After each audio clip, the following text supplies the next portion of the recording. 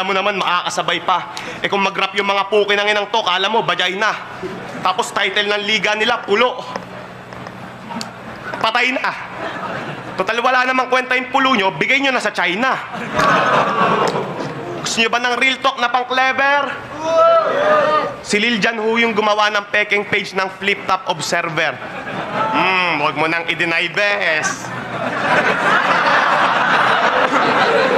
Nagpa-poster ni FO para tumira ng palihim sa ibang MCs kasi sa personal hindi makapalag. Tumitira ng palihim kasi yung tapang niya hindi maihayag. Tapos pagdating sa trouble at suntukan, ang lakas pa magtawag. O diba, saksaan ng duwag, nakakatawang nagpakita ka ng burat pero di mo maipakita sa amin na meron kang bayag. Tapos hanggang ngayon tinitira mo pa rin yung huli mong nakalaban. Nananahimik na yung tao. Tapos na yung laban. Ikaw na yung nanalo. Di ka pa rin tumitigil sa panggagago. Bakit? Dahil pa sa mga sinabi niyang tagos sa buo mong pagkatao? Aba, rap battle to Lil Jan. Anong gusto mo? Magpurihan tayo?